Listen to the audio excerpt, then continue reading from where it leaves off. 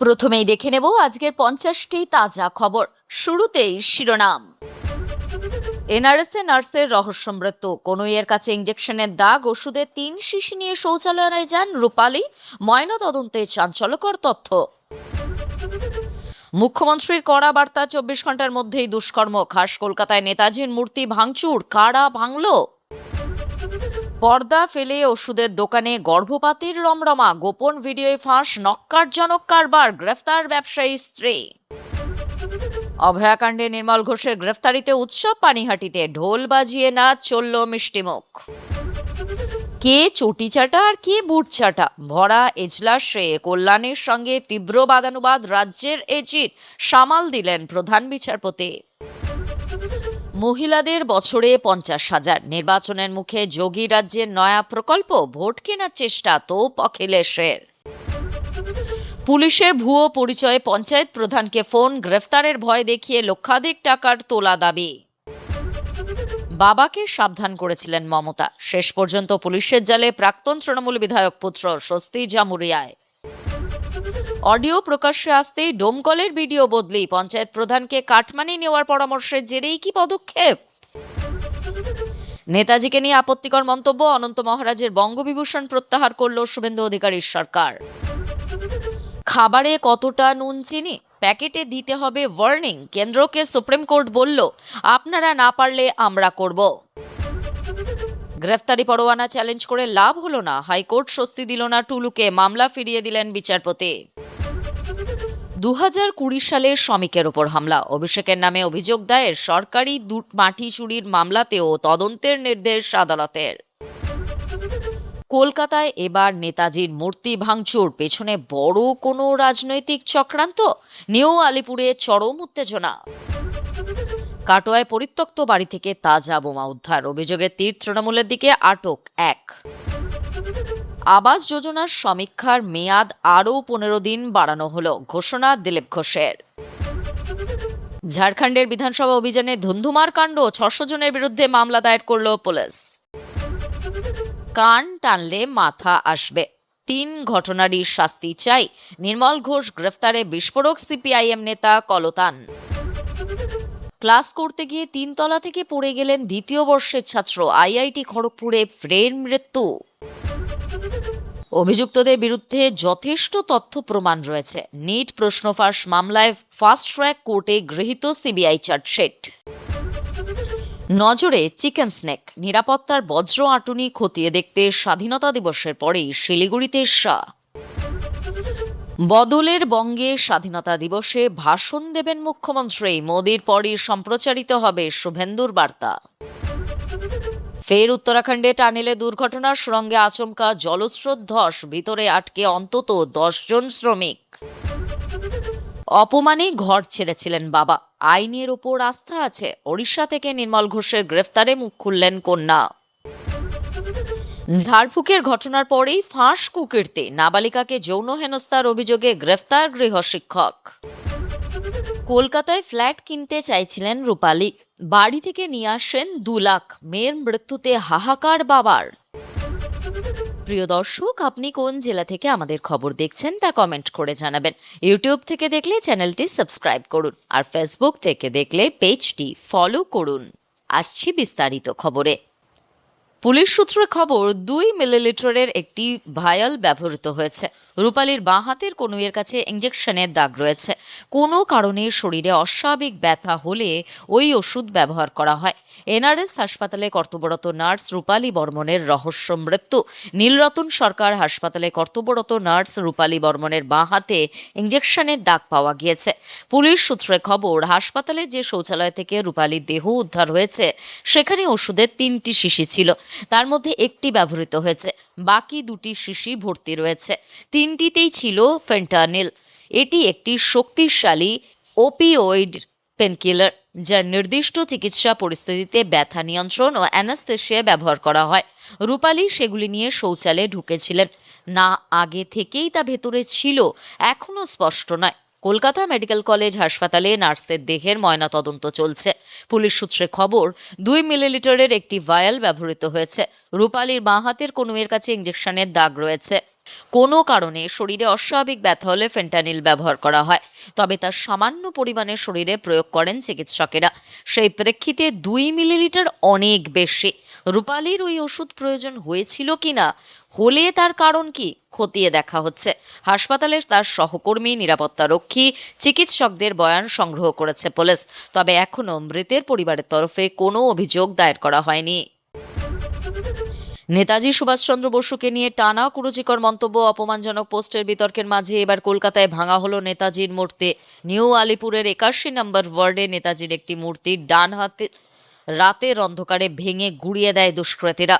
বৃহস্পতিবার সকালে এই ঘটনা প্রকাশ্যে আসতেই চাঞ্চল্য ছড়িয়ে পড়ে এলাকা জুড়ে। ঘটনার তদন্ত শুরু করেছে পুলিশ। নেতাজিকে অসম্মান করার বিষয়ে গতকালই কড়া হুঁশিয়ারি দিয়েছিলেন মুখ্যমন্ত্রী শুভেন্দু অধিকারী। সামাজিক মাধ্যম ও প্রকাশ্যে নেতাজির বিরুদ্ধে বিষোদ্গার বরদাস্ত করা হবে না জানিয়ে পুলিশকে গ্রেফতারির নির্দেশ দিয়েছিলেন তিনি। কিন্তু সেই মন্তব্যে 24 ঘন্টা কাটতে না কাটতেই কলকাতায় দেশ নায়কের মূর্তি ভাঙচুরের ঘটনা ঘটল। বৃহস্পতিবার দুপুরে ক্ষতিগ্রস্ত মূর্তির পাদদেশে ব্যানার, পতাকা নিয়ে জড়ো হন বিজেপি কর্মী সমর্থকেরা। ভারত মাতা কি জয় এবং নেতাজির অপমান সহ্য করা হবে না, এই দুই স্লোগানে উত্তাল হয়ে ওঠে নিউ আলিপুর এলাকা। এক বিজেপি কর্মী ক্ষোভ উগরে দিয়ে বলেন, আজ সকালে উঠে দেখা যায় মূর্তির হাত ভাঙা।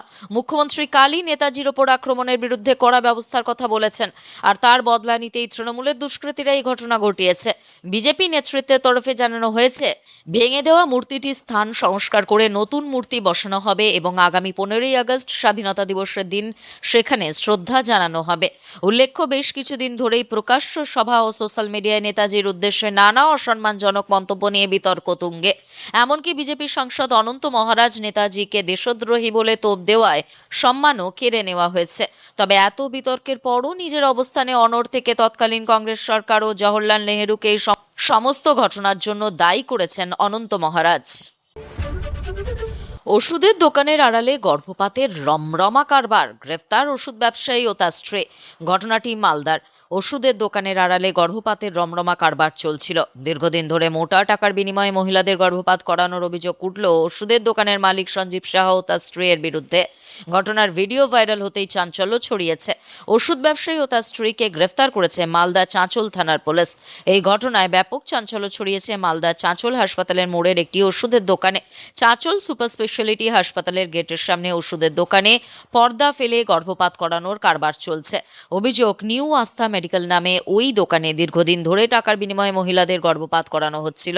ওষুধের দোকানের মালিক সঞ্জীব সাহা ও লিলি পোদ্দার সাহা এই কারবার চালাচ্ছিলেন। আজ গর্ভপাত চলাকালীন স্থানীয়রা হাতে নাতে ধরে ফেলেন বলে অভিযোগ। ঘটনার ভিডিও সামনে এসেছে। অভিযোগের ভিত্তিতে ওষুধের দোকানের মালিক সঞ্জীব সাহা ও তার স্ত্রী লিলি পোদ্দার সাহাকে গ্রেফতার করেছে চাঁচল থানার পুলিশ।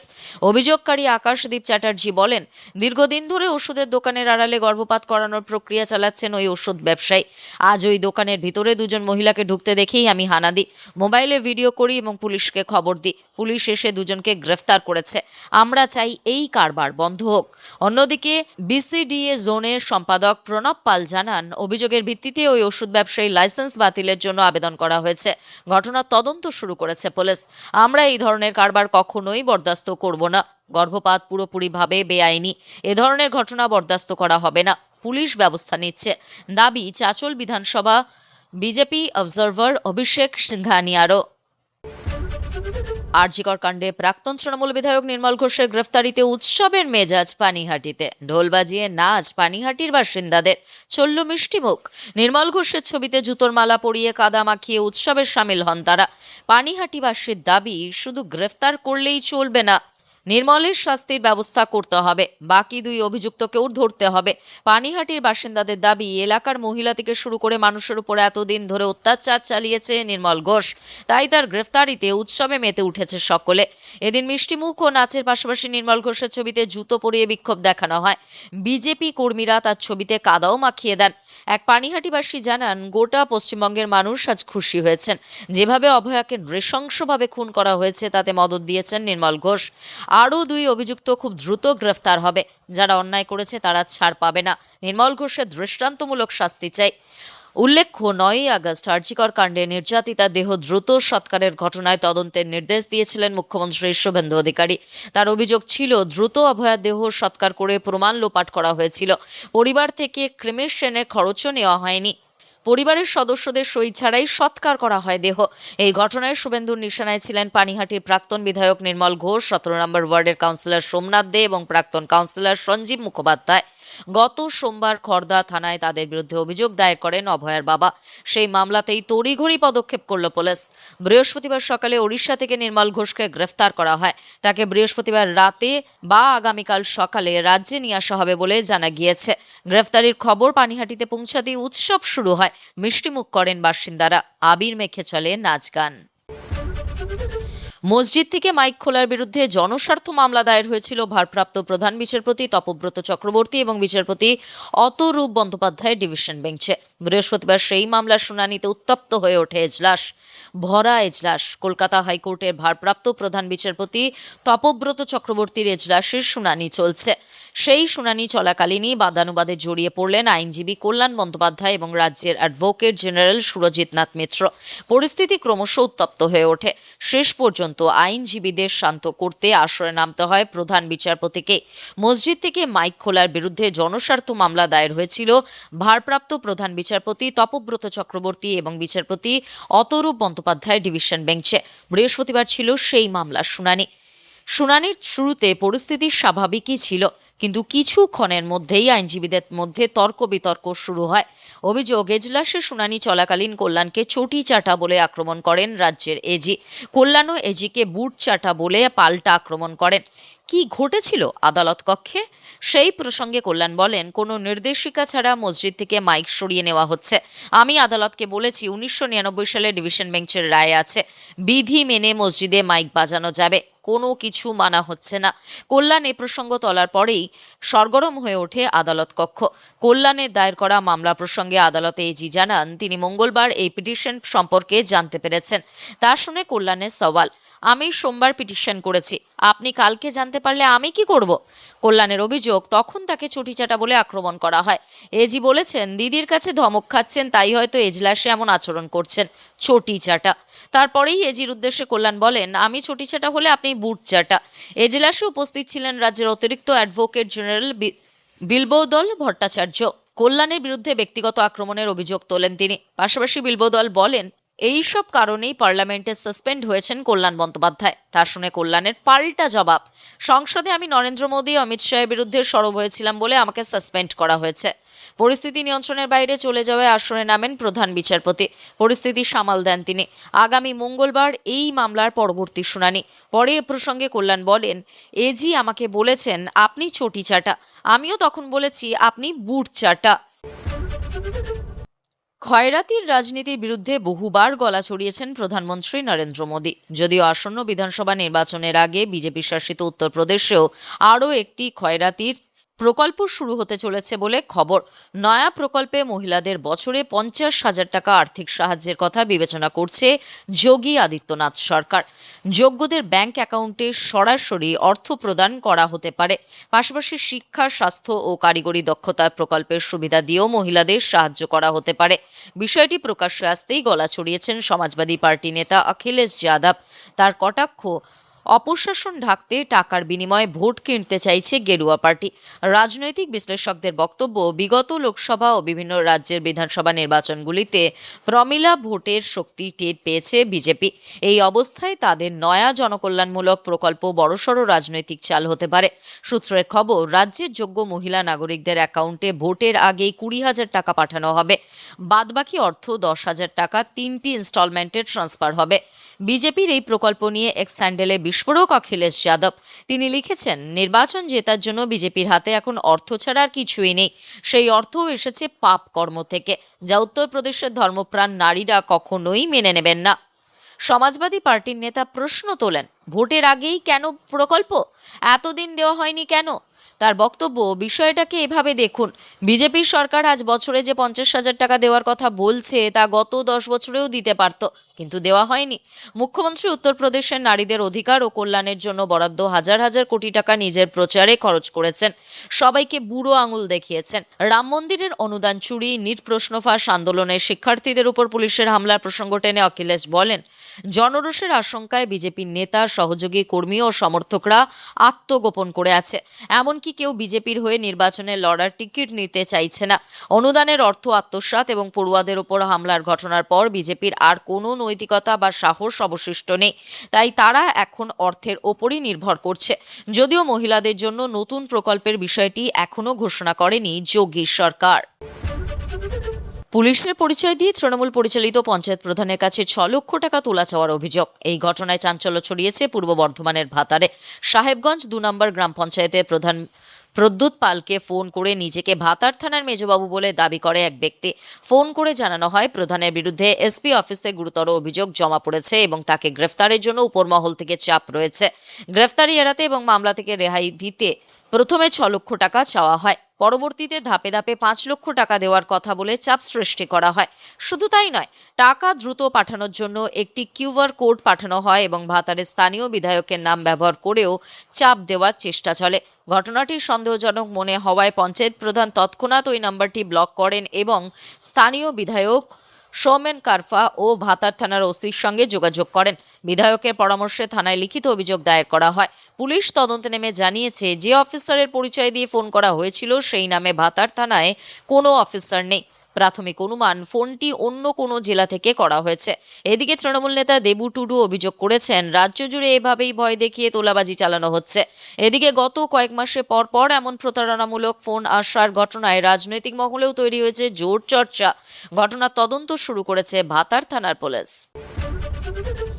ভোট প্রচারে এসে বাবাকে সতর্ক করে গিয়েছিলেন প্রাক্তন মুখ্যমন্ত্রী মমতা বন্দ্যোপাধ্যায়। শেষ পর্যন্ত পুলিশের জালে জামুরিয়ার প্রাক্তন তৃণমূল বিধায়ক হরেরাম সিং এর ছেলে প্রেমপাল সিং। পুলিশ সূত্রে খবর, দীর্ঘদিন ধরেই প্রেমপাল সিং এর বিরুদ্ধে এলাকায় অবৈধ বালির কারবার এবং বালি পাচারের অভিযোগ ছিল। এলাকায় তোলাবাজি, হুমকি দেওয়ারও অভিযোগ ছিল প্রেমপালের বিরুদ্ধে। এদিন অন্ডাল বিমানবন্দরের কাছ থেকে প্রাক্তন বিধায়কের ছেলেকে গ্রেফতার করে জামুরিয়া থানার পুলিশ। এই প্রেমপাল সিং তৃণমূল জামানায় লালবাতি গাড়ি চড়ে ও সাইরেন বাজিয়ে এলাকায় দাপাদাপি করত বলে অভিযোগ। কয়েকদিন আগে প্রেমপাল সিং এর জামুরিয়া অফিসে তল্লাশি অভিযান চালিয়ে প্রচুর পরিমাণ ব্যবহৃত গুলির খোল বাজেয়াপ্ত করেছিল পুলিশ। তারপর থেকেই গা ঢাকা দিয়েছিল প্রেমপাল সিং। প্রসঙ্গত, বিধানসভা নির্বাচনের আগে ভোটের প্রচারে এসে মঞ্চে দাঁড়িয়েই প্রেমপাল সিং এর বাবা এবং জামুরিয়ার প্রাক্তন বিধায়ক হরেরাম সিংকে ছেলেকে নিয়ে সাবধান করে গিয়েছিলেন প্রাক্তন মুখ্যমন্ত্রী মমতা বন্দ্যোপাধ্যায়।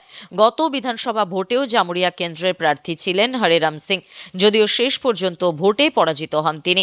ভোট প্রচারে এসে মমতা হরেরামকে সতর্ক করে বলেছিলেন, হরেরামকে একটা অনুরোধ আমি করব, ছেলেকে বলবে লালবাতি গাড়ি যেন ব্যবহার না করে। এখন থেকে সতর্ক করলাম। এবছরও বিধানসভা নির্বাচনের আগে মাইক হাতে প্রেমপাল সিংকে বলতে শোনা গিয়েছিল, আমিই তো বিধায়ক, মন্ত্রীও আমি বানাই। সূত্রের খবর, বিধায়ক পুত্রের এই উদ্ধত আচরণ নিয়ে স্থানীয় তৃণমূল নেতৃত্বের একাংশের মধ্যেও যথেষ্ট ক্ষোভ রয়েছে। অডিওটি ভাইরাল হতেই শোরগোল পড়ে যায় রাজনৈতিক ও প্রশাসনিক মহলে। যদিও ভিডিওর দাবি, ওই পঞ্চায়েত প্রধানের বিরুদ্ধে আর্থিক অনিয়মের অভিযোগ জমা পড়েছে। অভিযোগ অস্বীকার করেছেন পঞ্চায়েত প্রধান। ডোমকলের বিডিও শঙ্খদীপ দাসকে বদলি করল জেলা প্রশাসন। তার জায়গায় ডোমকলের নতুন বিডিও করা হলো সুদীপ্ত অধিকারীকে। তিনি মুর্শিদাবাদের ডেপুটি ম্যাজিস্ট্রেট ছিলেন। অন্যদিকে শঙ্খদীপকে এসডিও অফিসে পাঠানো হয়েছে।